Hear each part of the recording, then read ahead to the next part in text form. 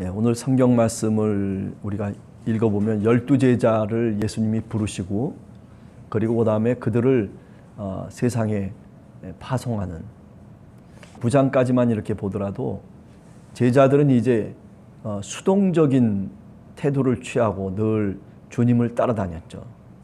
예수님이 앞장서시고, 그런데 이제 예수님이 이제 새로운 그 행동의 패러다임을 이제 바꾸는 겁니다. 어떻게 바꿔요? 너희들도 이제 나와 똑같은 그런 권능과 능력을 내가 줄 테니, 그러니 이제 너희들이 스스로 한번 해보라는 거예요. 네.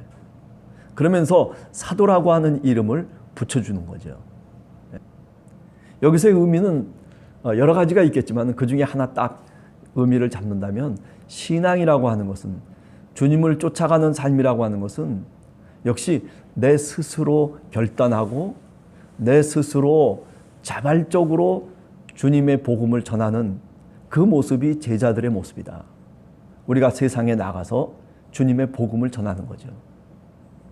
주님의 샬롬을 많은 이들에게 같이 나눌 수 있도록 그렇게 우리가 함께 하는 것, 이것이 바로 전도의 의미다라고도 그렇게 말씀드릴 수가 있습니다.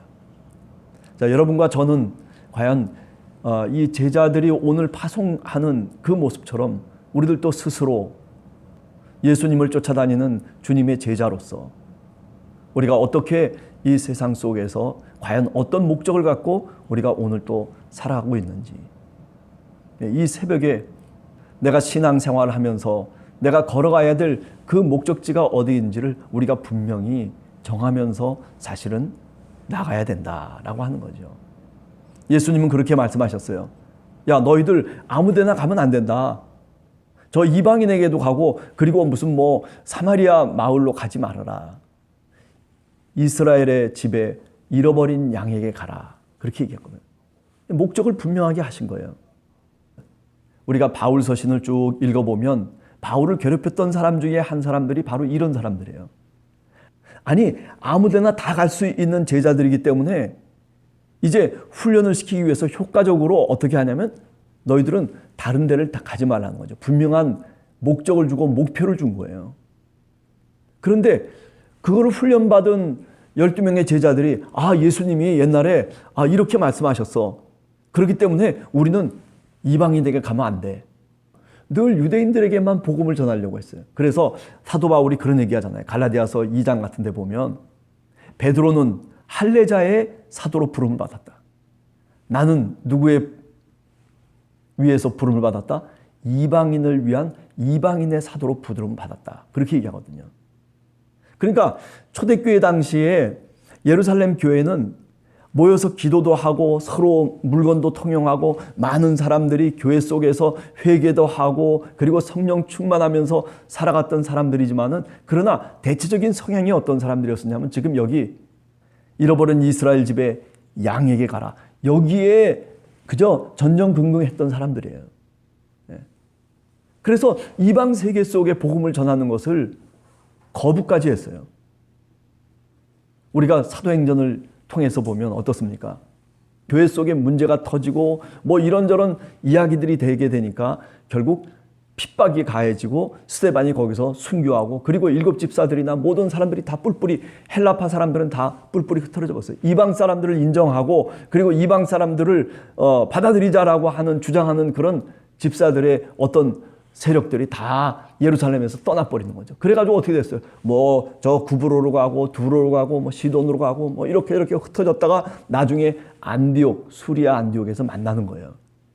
그래가지고 수리아 안디옥에서 이방인을 위한 교회가 처음 세워지는 거예요. 그래서 거기서 크리스찬이라고 하는 그런 이름을 갖게 되고, 그리고 거기서부터 이제 이방 선교가 시작되는 거죠. 그죠? 예수님이 사실은 그 제자들에게 너 아무 데나 들어가서 이렇게 저렇게 하라라고 그렇게 말씀하신 것이 아니라 목표를 좁게 주신 거 아니에요. 지금 훈련시키기 위해서. 그 뜻은 생각지 못하고 그것이 마치 예수님의 명령인 것처럼, 변함없는 불변하는 명령인 것처럼 그렇게 교리화시키는 거예요. 신앙의 방법들이 여러 가지가 있는 거예요. 하나님이 우리에게 복음을 전할 수 있는 방법은 여러 가지 방법을 허락해 주셨단 말이야. 그런데 꼭 한 가지만 주장하고 한 가지만 말하자면 불변하는 진리처럼 그렇게 여기는 사람들도 있는 거죠. 자, 그 다음에 두 번째는 저는 이 읽은 본문 가운데 중요한 본문을 뭐라고 생각하냐면 8절에 보면 이렇게 주님이 말씀합니다. 너희가 거저받았으니 거저주라. 거저받았으니 거저주라. 1절에 보면 그죠? 예수께서 12제자를 부르시고 더러운 귀신을 쫓아내고 모든 병과 모든 약한 것을 고치는 권능을 주셨어요. 권능. 정말 참 권능의 정신은 뭐냐면 거저받았으니 거저주라는 거예요. 이것은 뭐냐면 자기를 말하자면 비는 것을 의미하는 거예요. 정말 어떤 사람이 카리스마가 있는 사람이냐, 어떤 사람이 정말 권능이 있는 사람이냐라고 그렇게 묻는다면 내 것을 줄 줄 아는 사람이에요. 내 손에 줬던 거를 필 줄 아는 사람. 네. 그런 신앙인이, 그런 예수님의 제자가 참 권능이다. 그러니까 무슨 뭐 귀신을 쫓아냈습니다. 나는 이렇게 여기 얘기하는 것처럼 뭐 병도 고쳤습니다. 뭐 이렇게 했습니다. 그게 권능이 아니라니까요. 네. 그것의 근본적인 정신을 우리가 알아야 된단 말이에요. 근데 교회사를 이렇게 보면, 그죠? 하나님이 그런 권능을 주셨는데, 병도 고칠 수 있는 권능도 주고, 그리고 귀신도 쫓아낼 수 있는 권능을 주셨는데, 그런데 다 어떻게 했어요? 그거를 자기 소유화 시켜버렸어요. 사람을 끌어들이고 이 어떤 거저 준다라고 하는 개념이 아니라 이것을 끌어모은다라고 하는 그런 개념으로 교회도 그리고 신앙도 그렇게 형성돼 버린 거예요. 그러다 보니까 어떻게 돼요? 주는 방법을 몰라요. 하나님이 다 은혜로 주셨는데, 하나님이 다 공짜로 주셨는데, 그런데도 불구하고 그것을 다 자기 것으로 만드는 거예요. 소유를 지키는 거예요. 교회가 커지면 뭐 목사 겁니까? 아니잖아요. 내가 예수를 잘 믿어서 부자가 됐어요. 그럼 다 그게 뭐 내 능력, 내가 갖고 있는 능력 때문에 그렇게 된 겁니까? 누구는 뭐 그렇게 하고 싶지 않아요? 다 부자가 되고 싶고, 다 어떻게 보면 머리가 좋아가지고 그래가지고 박사가 되고 싶고, 뭐 굉장히 능력 있는 사람이 다 되고 싶은 거예요. 똑같은 인간들이에요. 그런데 나만 특별히 그런 은혜를 받았으면, 그러면 내가 갖고 있는 이것을 누구에게 써야 돼요? 다른 사람에게 쓸 줄 알아야 될 거 아니에요. 예수 믿는 사람은 그런 정신에서부터 출발하는 거예요. 신앙생활을 하려면 그런 정신을 갖고 출발해야 되는 거예요.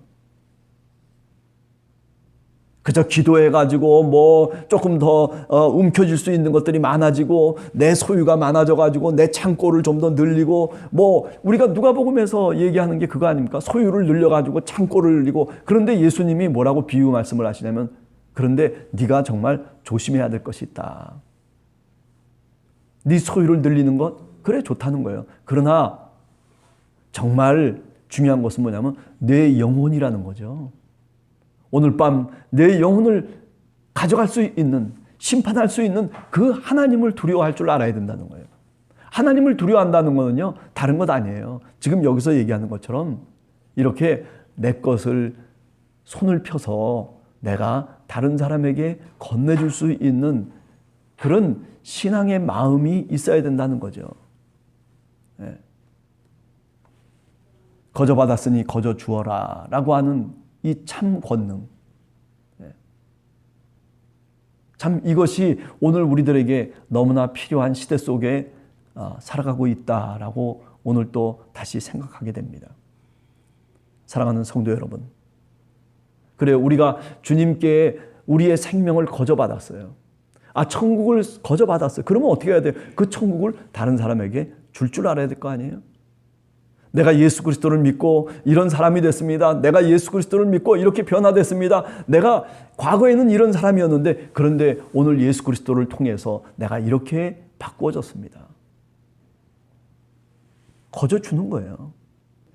그런데 그저 교회만 커지면은 뒷돈 챙기고, 뭐 교회만 커지면 뭐 그냥 무슨 뭐 자기가 무슨 뭐 사장인 것처럼 그렇게 살아가는 사람들이 많아요. 뭐 목사님건 장로님이건 그런 분들 많아요.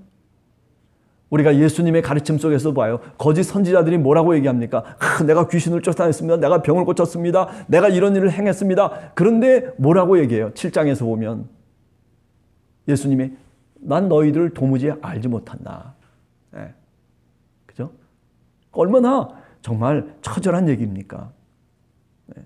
저는 오늘 또 여기 얘기가 그 얘기입니다. 뭐 병든 자를 좀 고쳐주고 뭐 이런 능력도 나타내고 나병 환자를 깨끗하게 하기도 하고 귀신을 쫓아내기도 하고 그래요. 그럴 수 있어요. 그런 능력을 하나님이 주셨으면, 그런 은혜를 주셨으면, 그러면 그 은혜를 갖고 보답할 줄 알고 그리고 거저 받았으니 거저 줘야 되는 거죠. 근데 그거를 갖고서 돈을 챙기고 그걸 갖고 권력을 챙기고 그걸 갖고 뭐 사람들을 말하자면 자기 속에 복종시켜서 무슨 뭐 마치 자기가 어떤 대단한 선지자나 된 것처럼 그렇게 자기 자신을 착각하고 또 그리고 많은 사람들이 그렇게 이야기를 하는 거예요. 천만의 말씀입니다. 정말 능력 있는 건 뭐예요? 그것은 자기를 버리는 거예요. 우리가 일평생 신앙생활하면서 바로 이 거저 받았으니 거저 주라는 이 예수님의 분명한 선교 원칙을, 신앙의 분명한 원칙을 우리가 늘 지켜나가는 우리 성도들이 되시기를 간절히 원합니다. 그 다음 9절부터 뭐예요? 뭐뭐 하지 말라, 가지지 말라는 거예요. 다. 그죠? 가지지 말아라, 가지지 말아라, 가지지 말아라. 무소유의 원칙입니다. 9절에 보면 금, 은, 동을 가지지 말아라. 10절에 보면 배낭과 두보록과 신과 지팡이까지도 가지지 말아라. 11절에 보면 떠돌이 나그네로 살아가는 거예요. 어디 집을 소유하고 그리고 거기서 머물러 살려고 하지 말으라는 거죠. 12절에 보면 평안을 빌어라. 발의 먼지를 떨어버려라. 그래요. 이것이 어떤 절대적인 진리는 아니에요. 그러나 적어도 우리가 인생을 살아가면서 이렇게 제자들에게 말씀하신 이 말씀을 한번 귀담아 들어야 된다고요. 왜 초대교회 때 성령이 임하시고 난 다음에 그 초대교회 교인들이 잠시 동안이지만은 그러나 성령의 능력을 받아서 어떻게 살아갔어요? 서로 소유를 나누면서 살아갔어요. 내가 가지지 않는다는 데서부터 출발하는 거예요. 참 어려운 얘기입니다. 물론 그것이 계속되지는 못했어요. 그죠? 잠깐 동안만 그런 일이 있었어요. 사실은 우리가 살아가는 삶의 현실 속에서는 뭐 갖지 않고 살아갈 수 있나요? 그러나 우리의 신앙의 정신만큼은 이런 정신을 갖고 우리가 살아가야 된다는 거예요.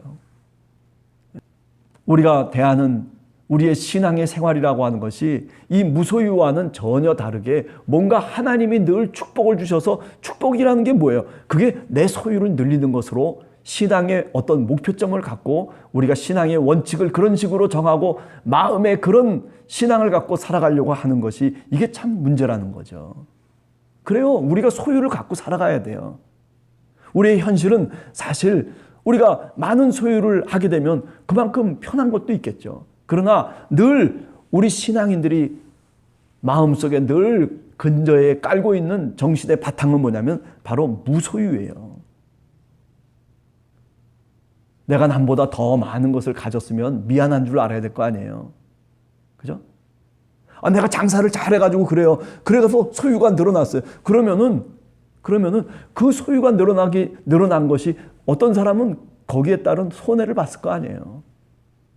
한번 생각해 보세요. 오늘 또 힘들게 살아가는 사람들을 내 마음속에 품고 살기 위해서는 이런 신앙의 그 근본적인 정신을 우리가 잘 갖고 있어야 비로소 참 크리스찬이 될 수 있다라고 저는 분명히 생각을 합니다. 네. 자꾸 없는 거를 보면서 그 없는 것 거기다가 또 뭔가를 채워놓고 또 뭔가를 채워놓고 또 뭔가를 채워놓고 그러다 보니까 허덕이면서 욕심과 욕망 속에서만 살아가게 되는 거죠. 하나님이 주신 것을 우리가 한번 찾아보세요. 우리가 신앙의 정신이 뭐고 예수님이 그 사랑하는 제자들에게 뭐를 위해서 훈련을 시켰는가. 뭔가 신앙생활을 하면서 분명한 목표점을 가지라는 거예요. 어지럽게 그냥 이쪽 저쪽 하지 말고 딱 마음을 편안하게 갖고 그리고 정말 하나님을 바라보면서 하나님의 뜻이 무엇이고 예수 그리스도께서 우리에게 말씀하신 그 말씀을 붙잡고 살아가라는, 나는 이방인의 길로 가고 싶어요. 나는 또 저 사마리아의 집으로 들어가고 싶어요. 그러면 내가 편안히 살아갈 수 있는 거예요. 그런데도 불구하고 이스라엘의 집으로 가라고 얘기하시는 거예요. 뭔가 분명한 목적과 목표를 갖고 신앙생활할 수 있는, 그죠? 그런 여러분과 우리 모두가 되기를 간절히 주님의 이름으로 축원합니다. 같이 기도하겠습니다.